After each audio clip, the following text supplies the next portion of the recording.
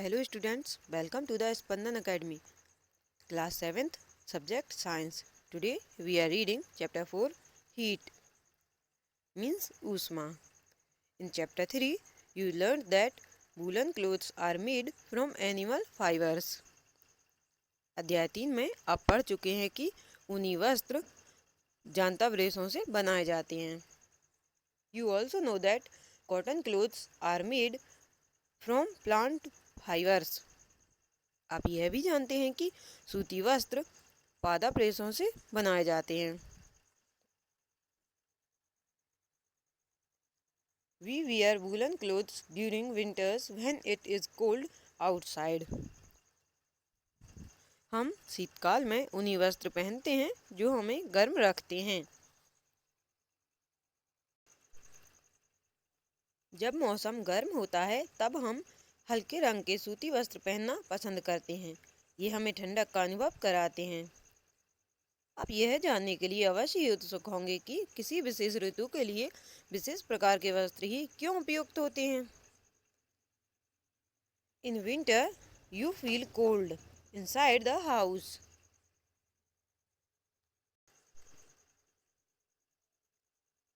शीतकाल में आप घर के अंदर ठंड का अनुभव करते हैं. यदि आप बाहर धूप में आ जाएं तो गर्मी का अनुभव करते हैं. ग्रीष्मकाल में तो आप घर के अंदर भी गर्मी का अनुभव करते हैं. How do we know whether an object is hot और कोल्ड. हम यह कैसे जान पाते हैं कि कोई वस्तु गर्म है अथवा ठंडी. हम कैसे पता लगाते हैं कि कोई वस्तु कितनी गर्म अथवा कितनी ठंडी है. In this chapter, we shall try to seek answers to some of these questions. इस अध्याय में हम इसी प्रकार के कुछ प्रश्नों का उत्तर जानने का प्रयास करेंगे. तो चलिए शुरू करते हैं. 4.1 हॉट एंड कोल्ड. गर्म तथा ठंडा. In our day-to-day life, we come across a number of objects. अपने दैनिक जीवन में हम अनेक वस्तुओं के संपर्क में आते हैं. Some of them are hot and some of them are cold. इनमें से कुछ गर्म और कुछ ठंडी होती हैं. Tea is hot and ice is cold.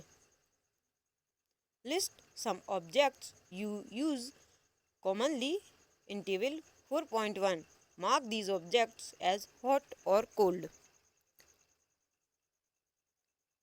चाय गरम तथा बर्फ ठंडी होती है.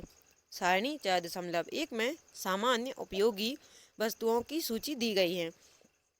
इस सूची में कुछ और नाम जोड़िए. इन वस्तुओं को गर्म या ठंडी के रूप में चिन्हित कीजिए. देखिए ये टेबल जो दी गई है आप अपनी बुक में फिल कीजिएगा. Do not touch objects which are too hot. Be careful while handling a candle flame or a stove. आपको परामर्श दिया जाता है कि बहुत अधिक गर्म वस्तुओं को ना छुएं. मोमबत्ती की ज्वाला अथवा स्टोव छूते समय सतर्क रहें. We see that some objects are cold while some are hot. हम देखते हैं कि कुछ वस्तुएं ठंडी हैं जबकि कुछ गर्म हैं. आप यह भी जानते हैं कि कुछ वस्तुएं दूसरी वस्तुओं की अपेक्षा अधिक गर्म होती हैं जबकि कुछ वस्तुएं दूसरों की अपेक्षा अधिक ठंडी होती हैं. How do we decide which object is hotter than the other? हम कैसे ज्ञात करते हैं कि कोई वस्तु दूसरी वस्तु की अपेक्षा अधिक गर्म है. प्रायः हम इसका पता वस्तुओं को स्पर्श करके लगाते हैं. But is our sense of touch reliable? Let us find out. परंतु क्या हमारी स्पर्श इंद्रिय विश्वसनीय है? आइए ज्ञात करें. Activity 4.1. Take 3 large mugs. Label them as A, B and C. Put cold water in mug A and hot water in mug B. 3 बड़े मग अथवा कटोरी लीजिए. इन पर A, B तथा C लिखिए.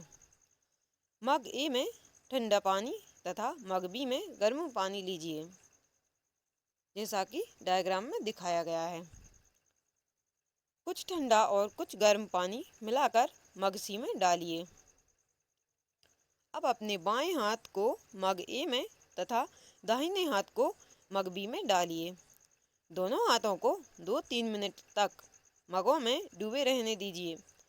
अब दोनों हाथों को एक साथ मग सी में डुबोइए।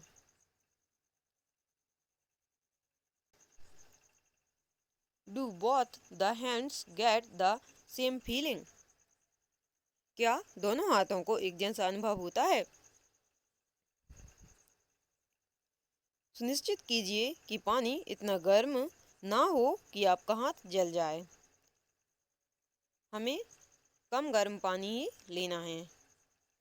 Buju says, my left hand tells me that the water in mug C is hot and the right hand tells me that the same water is cold. What should I conclude? बुजू कहता है, मेरा बायां हाथ कहता है कि मग सी में पानी गर्म है तथा दाहिना हाथ उसी पानी को ठंडा बताता है। मैं क्या निष्कर्ष निकालूं? Buju's confusion shows that we cannot always rely on our sense of touch to decide whether an object is hot or cold. बुजो की उलझन यह दर्शाती है कि यह निश्चय करने के लिए कि कोई वस्तु गर्म है या ठंडी, हम अपनी स्पर्श इंद्रिय पर विश्वास नहीं कर सकते। यह हमें कभी भी धोखा दे सकती है। Then how do we find out how hot an object really is? तब हम यह कैसे ज्ञात करते हैं कि कोई वस्तु वास्तव में कितनी गर्म है?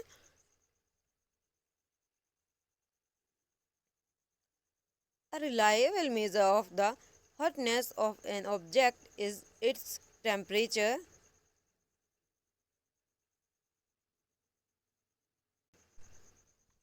किसी वस्तु की उष्णता या गर्मी की विश्वसनीय माप उसके ताप से की जाती है। Temperature is measured by a device called thermometer. ताप मापने के लिए उपयोग की जाने वाली युक्ति को तापमापी या थर्मामीटर कहते हैं। 4.2 Measuring temperature मीन्स ताप मापन। देखिए, ताप मापने की हमने युक्ति को तो देख लिया, ये युक्ति है ताप मापी। अब इससे ताप मापते कैसे हैं वो हम सीखते हैं। Have you seen a thermometer? क्या आपने कोई ताप मापी देखा है? We call that when you or someone else in your family had fever, the temperature was measured via thermometer.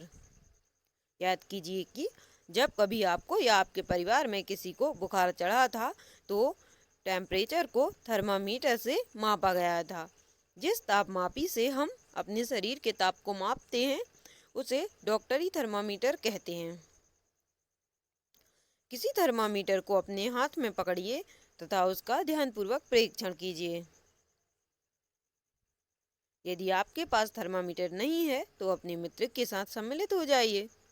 डॉक्टरी थर्मामीटर चित्र 4.2 में दिखाया गया है। देखिए, ये डायग्राम जो 4.2 में दिखाया गया है इसे हम डॉक्टरी थर्मामीटर कहते हैं। A clinical thermometer consists of a long, narrow, uniform glass tube. डॉक्टरी थर्मामीटर में एक लंबी, बारीक तथा एक समान व्यास की कांच की नली होती है। इसके एक सिरे पर एक बल्ब होता है। बल्ब में पारा भरा होता है। बल्ब के बाहर नली में पारे की एक पतली चमकीली धारी देखी जा सकती है। If you do not see the mercury thread, rotate the thermometer a bit till you see it. यदि पारे की यह धारी आपको दिखाई ना दे तो थर्मामीटर को थोड़ा सा घुमाइए जब तक कि आपको उसमें धारी दिखाई ना देने लगे। थर्मामीटर पर आपको ताप मापने का एक मापक्रम स्केल भी दिखाई देगा। उपयोग किए जाने वाला यह मापक्रम सेल्सियस स्केल है जिसे डिग्री सेल्सियस द्वारा दर्शाते हैं, मीन्स जिसे डिग्री सी द्वारा दर्शाते हैं। बूझो wondered which of the two scales shown in figure 4.2 he should read. बूझो दुविधा में है कि चित्र 4.2 में दर्शाए दो मापक्रमों में से वह किसे पढ़े। पहेली told him that India has adopted the Celsius scale and we should read that scale. The other scale with the range 94 to 108 degrees is the Fahrenheit scale. It was in use earlier. पहेली ने उसे बताया कि भारत में हमने Celsius scale को अपनाया है और हमें इसी स्केल का उपयोग करना चाहिए।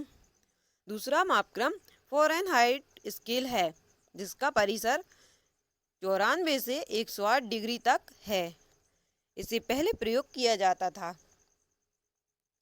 A clinical thermometer reads temperature from 35 degree Celsius to 42 degree Celsius. डॉक्टरी थर्मामीटर से हम 35 डिग्री सेल्सियस से 42 डिग्री सेल्सियस तक के ही ताप माप सकते हैं। थर्मामीटर क्या होता है ये हमने जान लिया है। अब हम सीखते हैं कि इसे यूज़ कैसे करते हैं। Activity 4.2 reading a thermometer. Thermometer से ताप मापना। Let us learn how to read a thermometer. आइए यह सीखें कि थर्मामीटर को कैसे पढ़ा जाता है। First note the temperature difference indicated between the two bigger marks. सबसे पहले इसके किन्हीं दो क्रमागत बड़े चिन्हों द्वारा निरूपित ताप के अंतर को नोट कीजिए।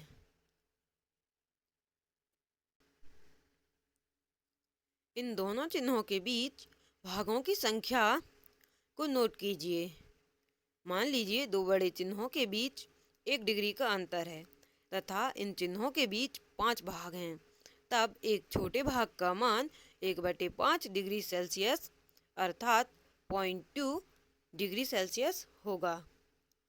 Wash the thermometer preferably with N antiseptic solution. उपयोग करने से पहले थर्मामीटर को अच्छी तरह से धो लीजिए। धोने के लिए किसी पूतिरोधी रोगाणुरोधक घोल का उपयोग करना सुरक्षित रहता है। अब इसे अपने हाथ में कसकर पकड़िए और कुछ झटके दीजिए।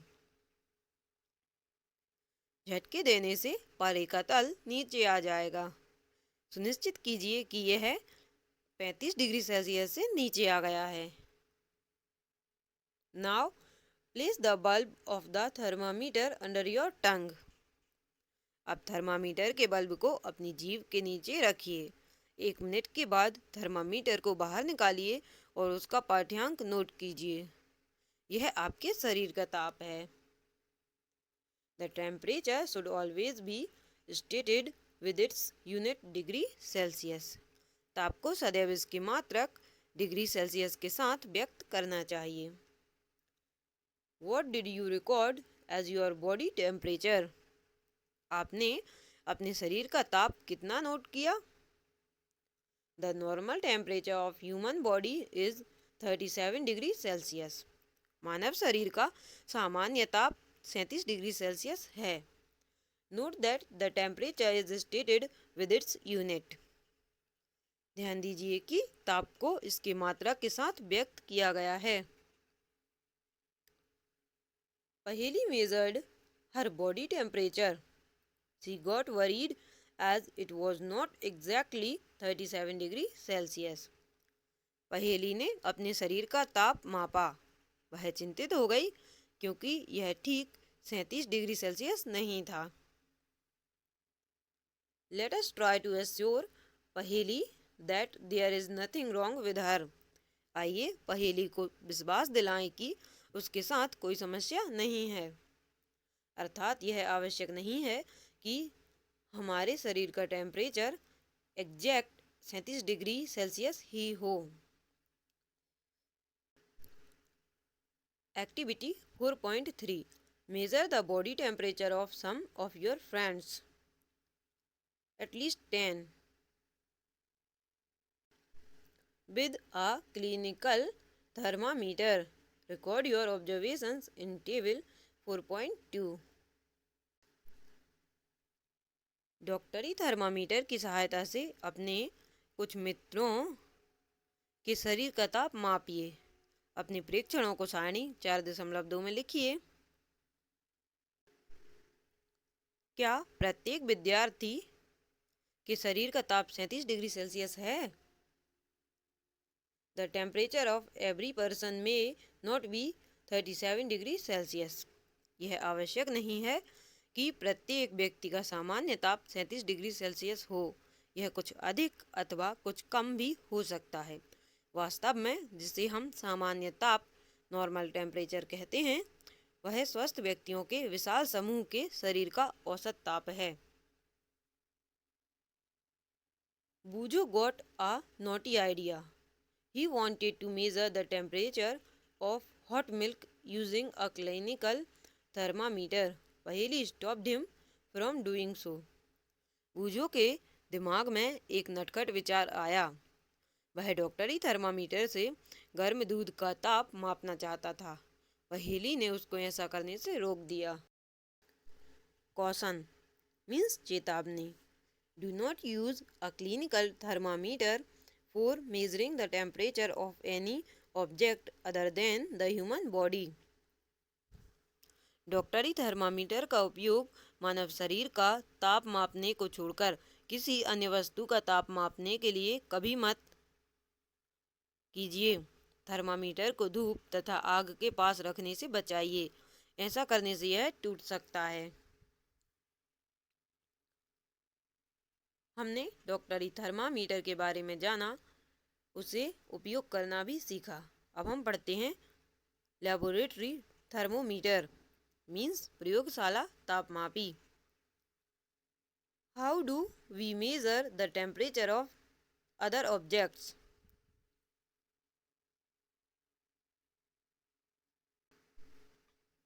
हम अन्य वस्तुओं के ताप कैसे मापते हैं?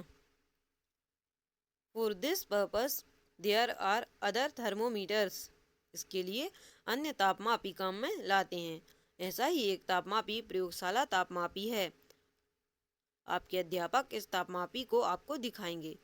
इसे ध्यान से देखिए तथा इससे मापे जा सकने वाले अधिकतम तथा न्यूनतम ताप को नोट कीजिए। प्रयोगशाला तापमापी का परिसर प्रायः 10 डिग्री सेल्सियस से 110 डिग्री सेल्सियस होता है। जैसे आपने डॉक्टरी थर्मामीटर में किया था, ठीक उसी प्रकार इस तापमापी के भी किसी सबसे छोटे भाग द्वारा दर्शाए जाने वाले ताप का मान ज्ञात कीजिए। You would need this information to read the thermometer correctly. तापमापी द्वारा दर्शाए गए ताप को ठीक ठीक पढ़ने के लिए आपको ताप के इस मान की आवश्यकता होगी। Different types of thermometers are used for different purposes. विभिन्न प्रयोजनों के लिए विभिन्न प्रकार के तापमापी उपयोग किए जाते हैं। मौसम की रिपोर्ट में दिए गए अधिकतम तथा न्यूनतम तापों की जानकारी के लिए अधिकतम न्यूनतम तापमापी का उपयोग किया जाता है। Let us now learn how this thermometer is used. आइए अब हम देखें कि इस तापमापी का उपयोग कैसे किया जाता है। कौन से तापमापी का? लेबोरेटरी थर्मोमीटर का, अर्थात प्रयोगशाला तापमापी का। Activity 4.4. Take some tap water in a beaker और अ मग। किसी बीकर अथवा मग में नल का थोड़ा सा जल लीजिए। Dip the thermometer in water so that the bulb is immersed in water but does not touch the bottom और the sides of the container. तापमापी को जल में इस प्रकार डुबोइए कि उसका बल्ब तो जल में डूबा रहे, लेकिन वह बर्तन की तली अथवा दीवारों को स्पर्श ना करे। तापमापी को जल में ऊर्ध्वाधर रखते हुए इसमें पारे के तल की गति को देखिए। तब तक प्रतीक्षा कीजिए जब तक कि नली में पारे का तल स्थिर ना हो जाए। तापमापी का पाठ्यांक नोट कीजिए। यह इस समय जल का ताप है। जैसा कि हमें इस डायग्राम में दिखाया गया है, हमें ठीक ऐसे ही करना है। Compare the temperature of water recorded by each student in the class. कक्षा में विभिन्न विद्यार्थियों द्वारा मापे गए जल के ताप की तुलना करना है। क्या इन मापों में कुछ भिन्नताएं हैं?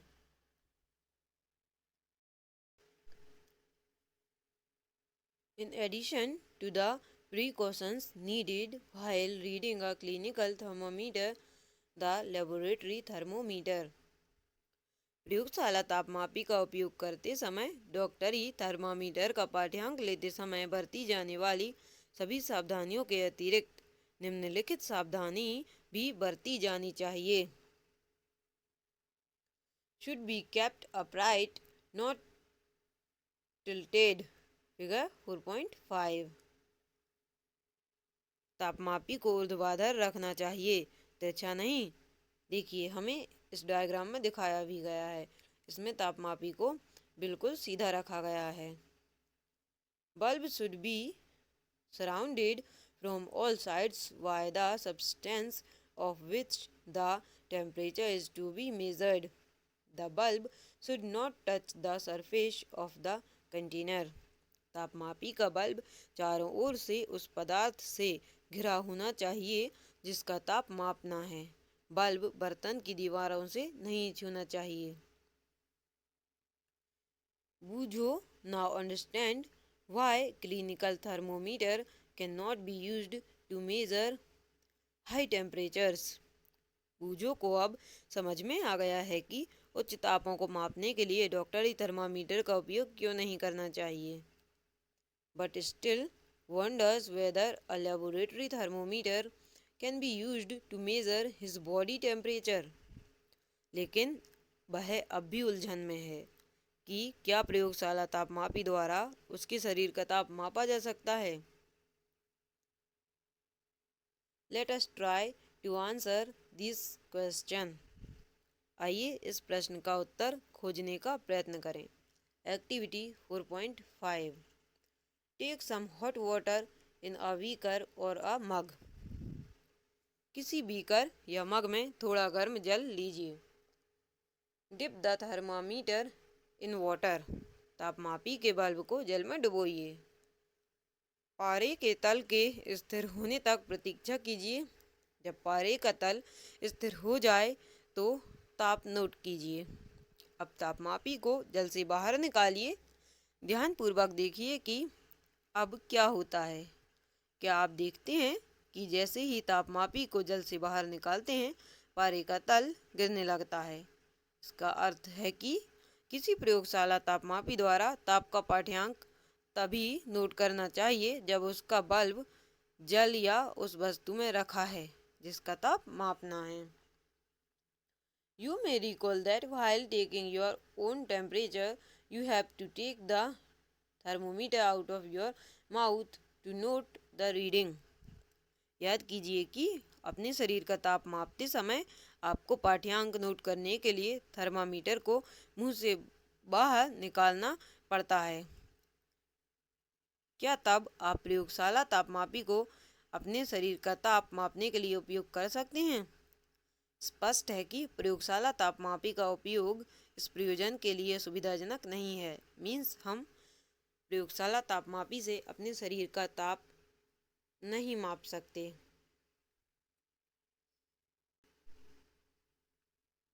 डॉक्टरी थर्मामीटर को मुंह से बाहर निकाल लेने पर पारे का तल नीचे या ऊपर क्यों नहीं जाता?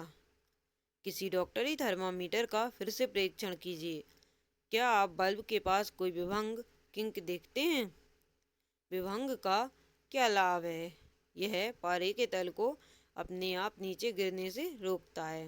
विभंग क्या करता है? यह पारे के तल को अपने आप नीचे गिरने से रोकता है।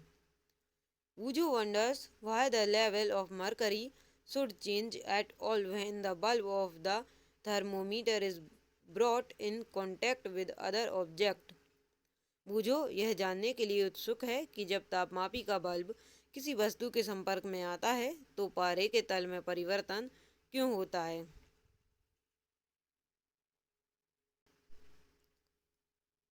There is a lot of concern over the use of mercury in thermometers.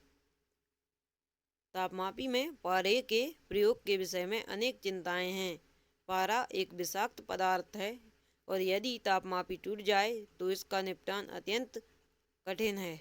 आजकल अंकीय तापमापी डिजिटल थर्मामीटर उपलब्ध हैं जिनमें पारे का उपयोग नहीं होता। 4.4 ट्रांसफर ऑफ हीट मीन्स ऊष्मा का स्थानांतरण। You might have observed that a frying pan becomes hot when kept on a flame. संभवतः आपने देखा होगा कि जब किसी बर्तन को ज्वाला पर रखते हैं तो वह तप्त हो जाता है, मीन्स गर्म हो जाता है। It is because the heat passes from the flame to the utensil. इसका कारण है कि ऊष्मा ज्वाला से बर्तन की ओर चली जाती है। जब बर्तन को ज्वाला से हटा लेते हैं तो यह धीरे धीरे ठंडा हो जाता है। Why does it cool down? यह ठंडा क्यों हो जाता है? ऊष्मा बर्तन से परिवेश की ओर स्थानांतरित हो जाती है। इस प्रकार आप समझ सकते हैं कि दोनों स्थितियों में ऊष्मा गर्म वस्तु से ठंडी वस्तु की ओर प्रवाहित होती है।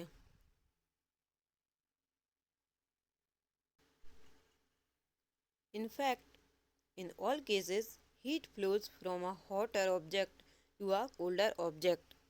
वास्तव में ऊष्मा सदैव गर्म वस्तु से अपेक्षाकृत ठंडी वस्तु की ओर प्रवाहित होती है। पहेली asks, does it mean that heat will not be transferred if the temperature of two objects is the same?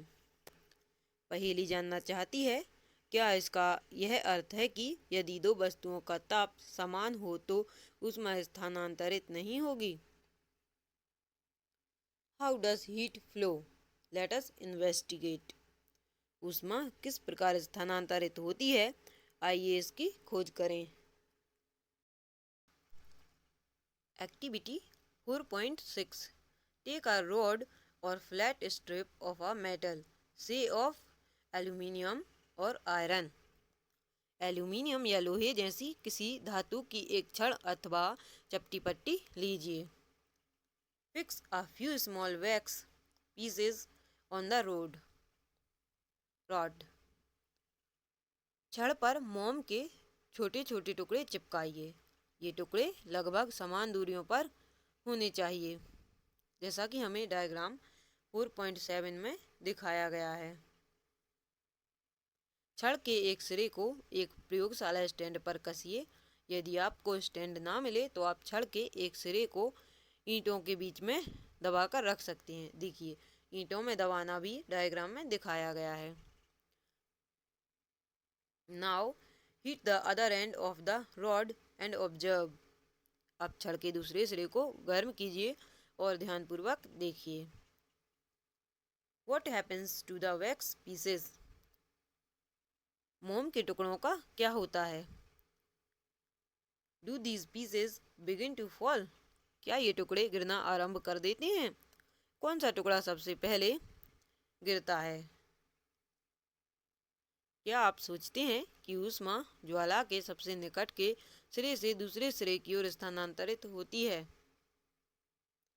The process by which heat is transferred from the hotter end to the colder end of an object is known as conduction.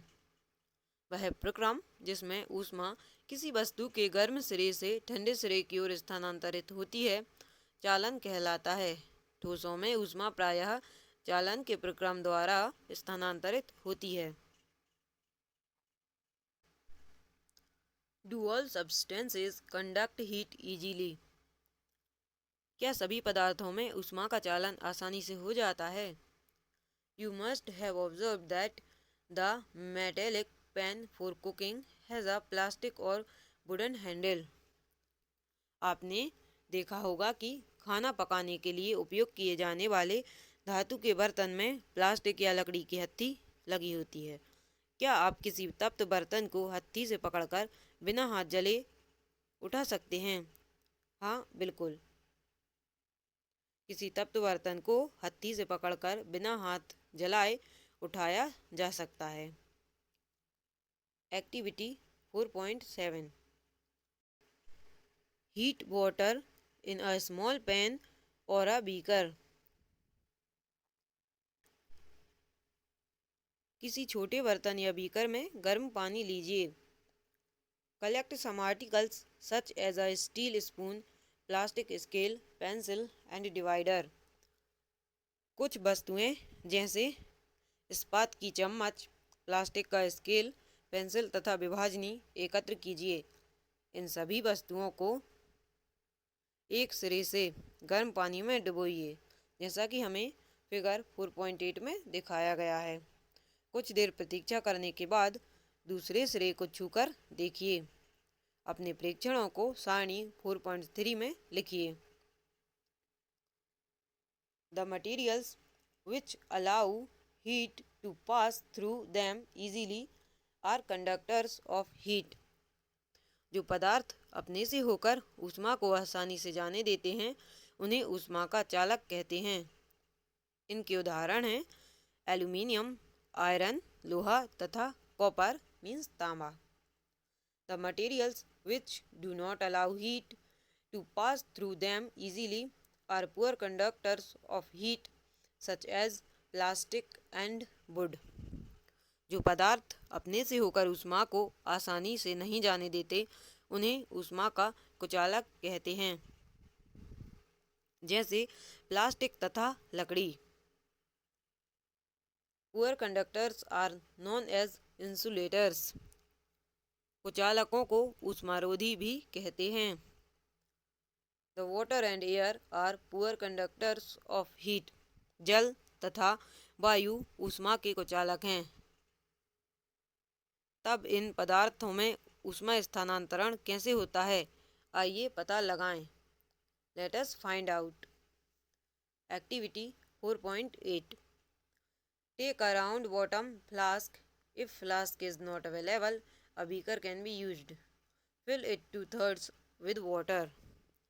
गोल पैंदे का flask लीजिए। यदि flask ना हो तो beaker लिया जा सकता है। इसे जल से 2/3 भरिए। इसको किसी तिपाई पर रखिए अथवा फ्लास्क को रखने का कोई ऐसा प्रबंध कीजिए जिससे कि आप इसके नीचे एक मोमबत्ती रखकर इसे गर्म कर सकें। फ्लास्क में जल के स्थिर होने की प्रतीक्षा कीजिए। एक स्ट्रॉ की सहायता से फ्लास्क के पैंदे पर पोटेशियम परमैंगनेट का एक क्रिस्टल धीरे से रखिए। Now heat the water by placing the candle just below the crystal. अब क्रिस्टल के ठीक नीचे मोमबत्ती जलाकर जल को गर्म कीजिए। Write your observation in your notebook and also draw a picture of what you observe. अपने प्रेक्षणों को नोटबुक में लिखिए तथा जो कुछ आप देख रहे हैं उसका चित्र भी बनाइए। When water is heated, the water near the flame gets hot. जब जल को गर्म करते हैं तो ज्वाला के पास का जल गर्म हो जाता है। गर्म जल ऊपर उठता है। इस गर्म जल के आसपास का ठंडा जल उसका स्थान लेने के लिए आ जाता है। फिर यह जल भी गर्म होकर ऊपर उठता है तथा आसपास से जल फिर इसके स्थान पर आ जाता है। This water also gets hot and rises, and water from the sides moves down. This process continues till the whole water gets heated. This mode of heat transfer is known as convection. यह प्रक्रिया तब तक चलती रहती है जब तक कि सारा जल गर्म ना हो जाए। उसमें स्थानांतरण की इस विधि को संवहन कहते हैं। How does the heat travel in air? In which direction does the smoke go? वायु में ऊष्मा का स्थानांतरण किस प्रकार होता है? धुआं किस दिशा में जाता है? The air near the heat source gets hot and rises. ऊष्मा स्रोत के पास की वायु गर्म होकर ऊपर उठती है। इस प्रकार यह वायु भी गर्म हो जाती है। In this way, the air gets heated. The following activity confirms this idea. यह प्रक्रिया चलती रहती है। इस प्रकार यह वायु भी गर्म हो जाती है। Activity 4.9 Light a candle. Keep one hand above the flame and one hand on the side of the flame. Figure 4.10 जैसा कि फिगर 4.10 में दिखाया गया है, एक मोमबत्ती जलाइए।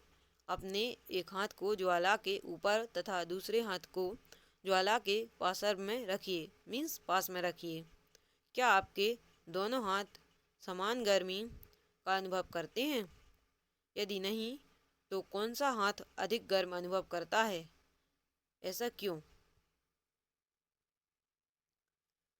सावधान, अपने हाथों को ज्वाला से सुरक्षित दूरी पर रखिए, जिससे कि वे जलें नहीं। Notice that towards the top the air gets heated by convection. ध्यान दीजिए, ऊपर की ओर की वायु संवहन द्वारा गर्म होती है, इसलिए ज्वाला से ऊपर का हाथ गर्मी अनुभव करता है। तथापि पार्श्व की वायु संवहन द्वारा गर्म नहीं हो पाती, अर्थात पास की वायु संवहन द्वारा गर्म नहीं हो पाती, इसलिए यह वायु लौ के ऊपर की वायु जैसी गर्म नहीं लगती। The people living in the coastal areas experience an interesting phenomenon. तटीय क्षेत्रों में रहने वाले लोग एक मनोरंजक परिघटना का अनुभव करते हैं। During the day, the land gets heated faster than the water. दिन के समय स्थल, धरती या थल जल की अपेक्षा शीघ्र गर्म होता है। स्थल के ऊपर की वायु गर्म होकर ऊपर उठती है। इसका स्थान लेने के लिए समुद्र की ओर से ठंडी वायु स्थल की ओर बहती है। चक्र को पूरा करने के लिए स्थल की ओर से गर्म वायु समुद्र की ओर बह जाती है। The air from the sea is called the sea breeze. समुद्र की ओर से आने वाली वायु को समुद्र समीर कहते हैं। समुद्र समीर की ठंडी वायु का लाभ उठाने के लिए तटीय क्षेत्रों के भवनों में खिड़कियां समुद्र की ओर बनाई जाती हैं। रात्रि में यह प्रक्रम ठीक विपरीत हो जाता है। समुद्र का जल स्थल की अपेक्षा धीमी गति से ठंडा होता है, इसलिए स्थल की ओर से ठंडी वायु समुद्र की ओर बहती है। यह थल समीर कहलाती है, जैसा कि फिगर 4.11 में दिखाया गया है। Land breeze and sea breeze day time में कूल विंड जो रहती है समुद्र से भूमि की तरफ आती है, एंड हॉट विंड जो रहती है भूमि से समुद्र की तरफ जाती है। नाइट टाइम में जो हॉट विंड रहती है वह समुद्र से भूमि की तरफ जाती है, और जो कूल विंड रहती है वह भूमि से समुद्र की तरफ जाती है।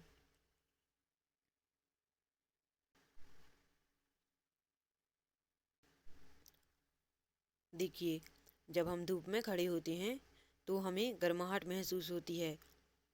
सूर्य से हम तक ऊष्मा कैसे पहुंचती है? देखिए, यह चालन अथवा संवहन द्वारा हम तक नहीं पहुंच सकती, क्योंकि इन दोनों प्रक्रमों में ऊष्मा स्थानांतरण के लिए माध्यम आवश्यक है। क्योंकि पृथ्वी तथा सूर्य के बीच के अधिकांश स्थान में कोई माध्यम जैसे वायु नहीं है, अतः सूर्य से हम तक ऊष्मा एक अन्य प्रक्रम द्वारा आती है, जिसे विकिरण कहते हैं। जिसे क्या कहते हैं? रेडिएशन कहते हैं। The transfer of heat by radiation does not require any medium.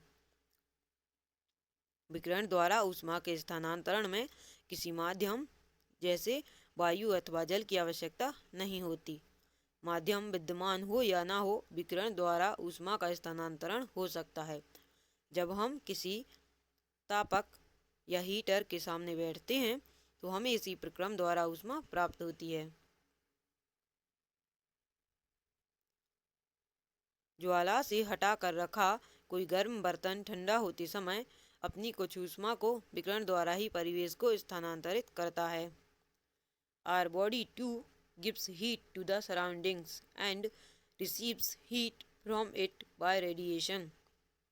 हमारा शरीर विकिरण द्वारा ही परिवेश को ऊष्मा देता है तथा उससे ऊष्मा ग्रहण करता है। All hot bodies radiate heat. सभी गर्म पिंड विकिरणों के रूप में ऊष्मा विकिरित करते हैं। When this heat falls on some object, a part of it is reflected, a part is absorbed, and a part may be transmitted. जब ये ऊष्मा विकिरण किसी अन्य वस्तु से टकराते हैं तो इनका कुछ भाग परावर्तित हो जाता है, कुछ भाग अवशोषित हो जाता है तथा कुछ भाग परागत हो सकता है। ऊष्मा के अवशोषित भाग के कारण वस्तु का ताप बढ़ जाता है। Why are you advised to use an umbrella when you go out in the sun? धूप में बाहर जाते समय आपको छाते का उपयोग करने का परामर्श क्यों दिया जाता है? 4.5 Kinds of clothes we wear in summer and winter means सर्दियों तथा गर्मियों में हमारे पहनने के वस्त्रों के प्रकार। You know that in summer we prefer light colored clothes and in winter we usually wear dark colored clothes. आप जानते हैं कि गर्मियों में हम हल्के रंग के वस्त्रों को वरीयता देते हैं तथा सर्दियों में हम गहरे रंग के कपड़े पहनना पसंद करते हैं। ऐसा क्यों है? Let us find out. आइए इसका पता लगाएं। Activity 4.10 take 2 identical tin cans. Tin के एक जैसे 2 डिब्बे लीजिए। Paint the outer surface of one black and of the other white.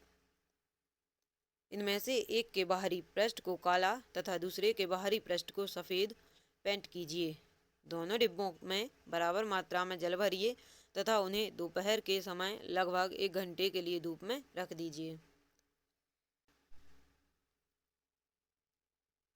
दोनों डिब्बों में भरे जल के ताप मापिए। क्या आप दोनों के ताप में कुछ अंतर पाते हैं? किस डिब्बे में जल अधिक गर्म है? You can feel the difference even by touching water in the two cans. केवल जल को छूकर भी आप दोनों के ताप में अंतर अनुभव कर सकते हैं। 4.11 Fill the two cans used in activity 4.10 with the same amount of hot water at the same temperature, say at 60 degree Celsius. क्रियाकलाप 4.10 में उपयोग किए गए दोनों डिब्बे लीजिए। इन दोनों में समान मात्रा में समान ताप लगभग 60 डिग्री सेल्सियस का गर्म जल भरिए। दोनों डिब्बों को किसी कमरे में अथवा छाया में रखिए। 10 से 15 मिनट के पश्चात प्रत्येक डिब्बे के जल का ताप ज्ञात कीजिए। Does the temperature of water in both the cans fall by the same amount? क्या दोनों डिब्बों में जल का ताप समान दर से कम हुआ है? Does these activities suggest to you the reason why it is more comfortable to wear white or light colored clothes in the summer and dark colored clothes in the winter? क्या इन क्रियाकलापों से आप यह निष्कर्ष निकाल सकते हैं कि गर्मियों में सफ़ेद या हल्के रंग के वस्त्र तथा सर्दियों में गहरे रंग के वस्त्र पहनना अधिक आरामदायक क्यों प्रतीत होता है? गहरे रंग के पृष्ठ अपेक्षाकृत अधिक ऊष्मा अवशोषित करते हैं, इसलिए सर्दियों में गहरे रंग के वस्त्र पहनना हमें सुखद लगता है। Light colored clothes reflect most of the heat that falls on them, and therefore we feel more comfortable wearing them in the summer. इसलिए सर्दियों में गहरे रंग के वस्त्र पहनना हमें सुखद लगता है। हल्के रंग के कपड़े ऊष्मीय विकिरणों के अधिकांश भाग को परावर्तित कर देते हैं, इसलिए गर्मियों में हमें हल्के रंग के वस्त्र अधिक आरामदेह लगते हैं। Woollen clothes keep us warm in winter means सर्दियों में ऊनी वस्त्र हमें उष्ण बनाए रखते हैं। In the winter we use woollen clothes सर्दियों में हम ऊनी वस्त्र पहनते हैं। Wool is a poor conductor of heat ऊन ऊष्मारोधी है। Moreover there is air trapped in between the wool fibres इसके अतिरिक्त ऊन के रेशों के बीच में वायु फंसी ट्रैप रहती है। यह वायु हमारे शरीर की ऊष्मा को ठंडे परिवेश की ओर विकृत होने से रोकती है। सो वी फील वार्म अतः हमें उष्णता का अनुभव होता है। Suppose you are given the choice in winter of using either one thick blanket और two thin blankets join together. मान लीजिए सर्दियों में आपको एक मोटे कंबल अथवा एक के ऊपर एक जुड़े दो पतले कंबलों में से किसी एक का चुनाव करके उपयोग करने की छूट है, तो आप इनमें से किसे चुनेंगे और क्यों? Remember that there would be a layer of air in between the blankets. याद रखिए दो कंबलों के बीच में वायु की एक परत विद्यमान है। और हमने ये अभी पढ़ा है कि ऊष्मा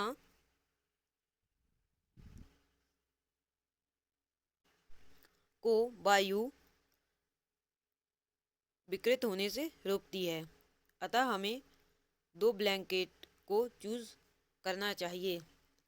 इन this way our chapter 4 is completed. Thank you.